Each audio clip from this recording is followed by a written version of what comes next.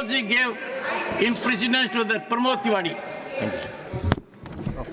We can have, if the government agrees, Honorable Minister, half an hour discussion on this. Come on, Pramod Tiwari. Sir, That satisfies you. मैं सिर्फ I'll discuss. No, I am trying to address every issue on which you wanted me to be removed from this post.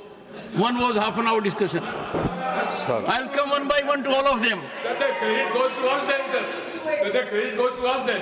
Yes, credit goes that a farmer was here in 72 years for the first time.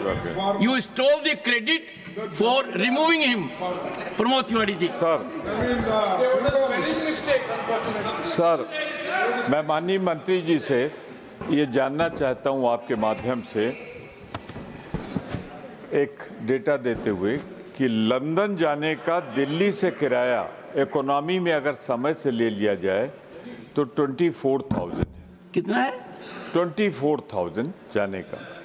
Economy में समय से ले लिया जाए तो London जाने का 24,000।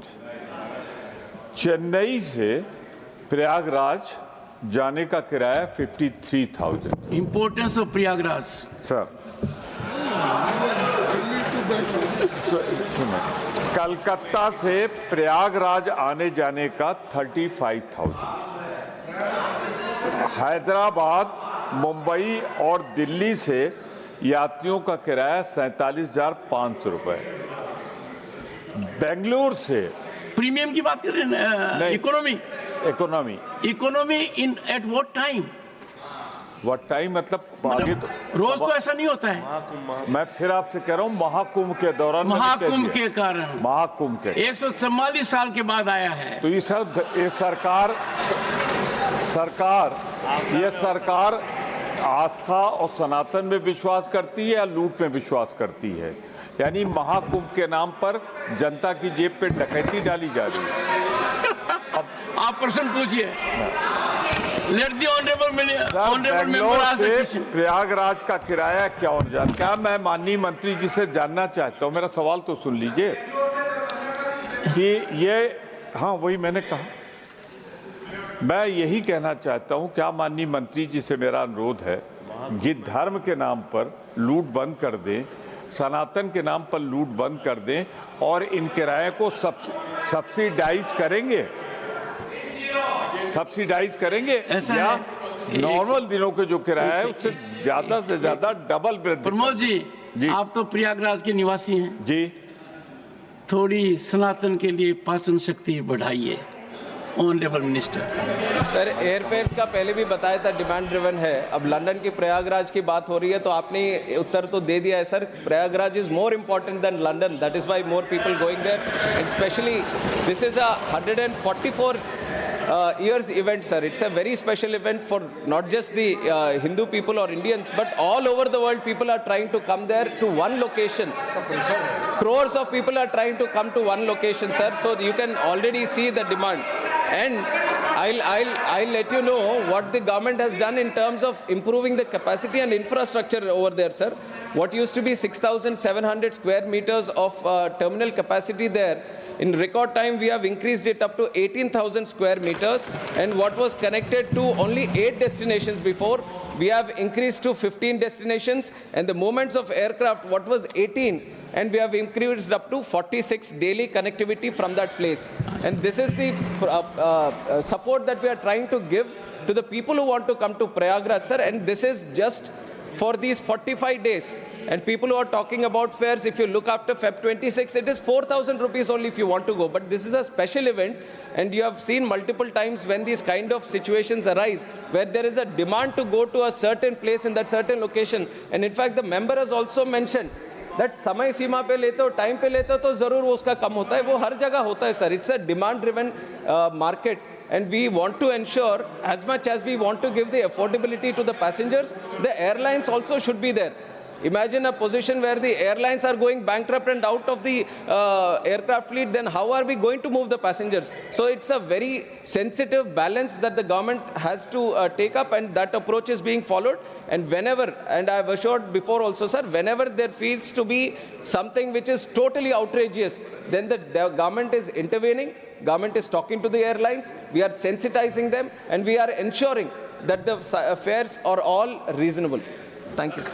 Question number 63, Shrimati Priyanka Chaturvedi.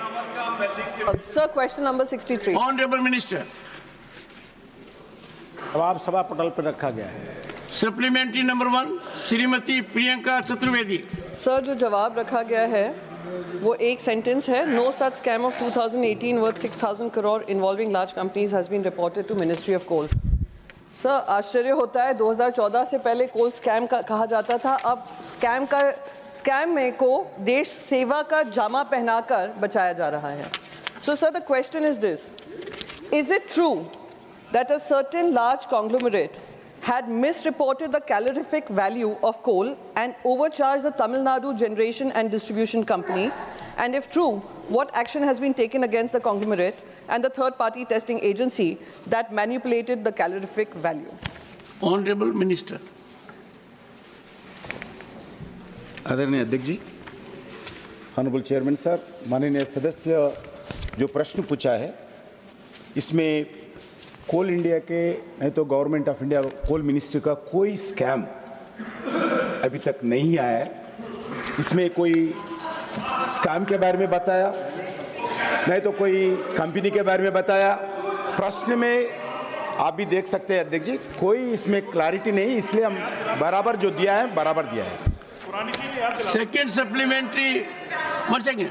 Honorable member, ask your supplementary with clarity. Second supplementary, Shrimati Priyanka Chaturvedi. Sir, my question was extremely crystal clear, but the answer has been denied to me, even in the question that I'd asked. The supplementary question, the first question that I'd asked, he's still not answering. And it is an RTI report which speaks about the calorific value, but I respect your chair, sir. So the second question is very specific question, sir. Is it true that the Directorate of Revenue Intelligence found evidence of over 40 companies overcharging for imported coal and overstating equipment value, leading to higher electricity bills? And I would want to know what is the status of that investigation against these allegations. I think this is very specific, sir. I hope for a specific answer. Honorable Minister. आदरणीय chairman sir, ये जो private companies के द्वारा जो power generation companies government का हो, public sector का हो, स्टेट गवर्नमेंट का हो, जो इंपोर्ट कोल करते हैं, इसके बारे में मेरा उतना ही समझ में आया अभी तक। वो 40 कंपनीज के नाम पर इन्वेस्टिगेशन चल रहे।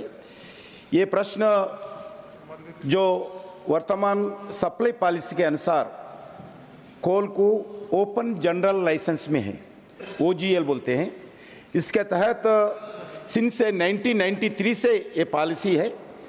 इस पॉलिसी के अंदर जो कॉन्ट्रैक्चुअल प्राइजेस एप्लीकेबल ड्यूटी का पेमेंट करने में इंपोर्ट कर सकते हैं। कोल मिनिस्ट्री से संबंधित पक्षों के बीच में किसी भी इंपोर्टेड फ्यूल सप्लाई के संबंधित ना उसके एग्जीक्यूशन में शामिल नहीं होती है। ये system 1993 open general licence thermal power plants, power generation companies coal assured procurement करते हैं। इसमें डायरेक्ट पूरा अधिकार है जो पावर जनरेशन कंपनीज को, जिधर से प्राइवेट सेक्टर में, डोमेस्टिक में भी हो और दुनिया से इंपोर्टेड कोल भी, वो डायरेक्ट तय करके वो लोग इंपोर्ट करते हैं। इसके लिए भी आप जो प्रश्न पूछे हैं, इसमें जो आज